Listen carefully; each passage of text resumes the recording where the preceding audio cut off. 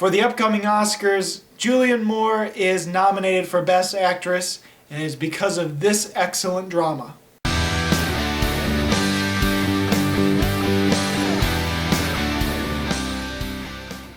So in Still Alice, Julianne Moore plays a professor at a university that is slowly suffering the early stages of Alzheimer's.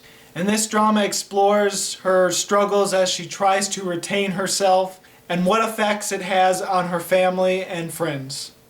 This is a well-done drama that doesn't feel cheesy and puts us in the shoes of families and people suffering from Alzheimer's. There is very little I could say bad about this film. It's emotional, it's believable, it's hopeful, it's quite frankly excellent. I can totally see why Julianne Moore is nominated. She was amazing in the film. Now there are a few moments where I didn't feel she was right or did as well as she could have, but ultimately she was absolutely amazing throughout the film.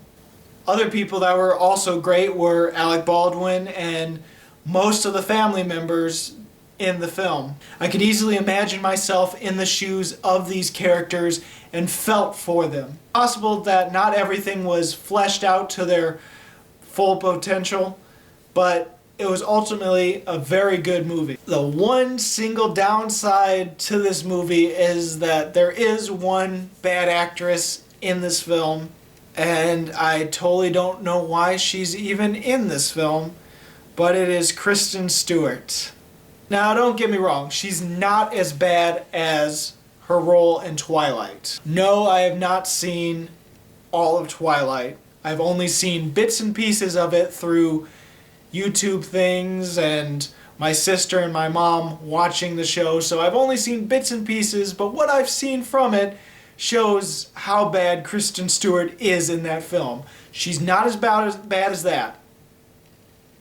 But at the same time, when everyone else in this film is excellent, even mediocre would be noticeable and considered bad in this film. And she's better in this film than most films, but she's still bad.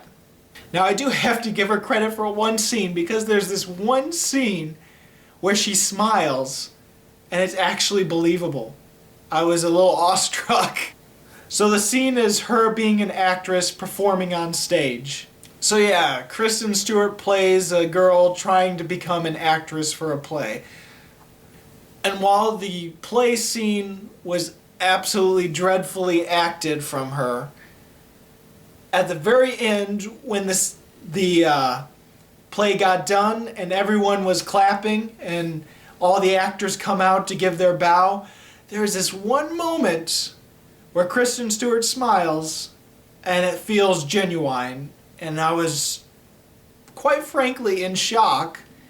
But then the next scene happens and she's smiling again and it looks uncomfortable and like she's constipated and in pain. Now there's one extra thing I have to talk about in this film. One amazing thing that happens in it, and I put it in the end of this review because it involves spoilers.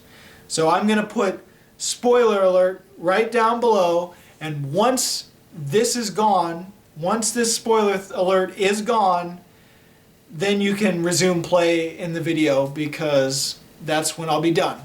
Alright, so the scene I want to talk about is this amazing scene that I will never forget. It is intense, it is nerve-wracking, it is amazingly done. Alright, so there's this point where Julianne Moore feels that she needs to kill herself if she gets to a point where she can't remember who she is, because what would be the point of living if she doesn't remember who she even is? So she set up this video where she tells herself to eat all these pills and kill herself in a peaceful manner. She also set up these questions on her phone to answer, and if she can't answer all three of these questions, then a note would pop up to look up this file in her computer, which ends up being the video. and then the video gives her instructions to ingest these pills that she has hidden in the house, and then she'll end up killing herself. Well, there's this one point where her phone breaks and she's unable to even get to the questions and answer them. A little bit later, Kristen Stewart's character, yeah, she almost ends up killing Julianne Moore because of this, but her character pops up and she's talking on through webcam, and she sends her a actress photo of herself.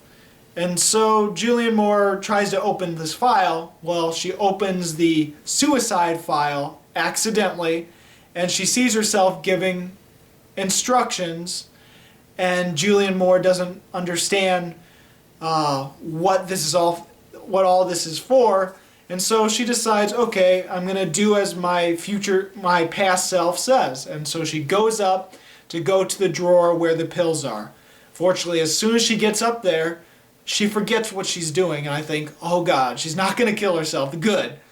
Well, she comes back down, watches the video again to try to remember the instructions. I'm like, oh God, no! And so she goes up, forgets again, goes back down, watches the video, goes up, and it happens several times, and it's nerve-wracking, and I'm like, someone get in the house, stop her, and it was intense. And then finally she realizes, you know what, I can just get the computer, bring it up with me, and watch the video so I know what to do. And so that's what she does. She comes up the stairs with the video playing and gets the pills, but just before she's about to ingest them, someone gets home, she drops the pills and forgets what she's doing, and it saves her. And I'm just like, oh my God. It was intense. It was amazing, and it was an absolutely amazing scene.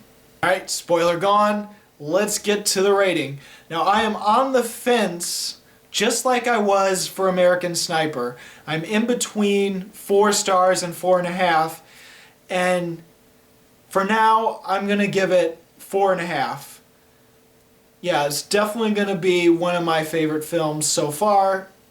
So, have you seen Still Alice? What do you think about the film?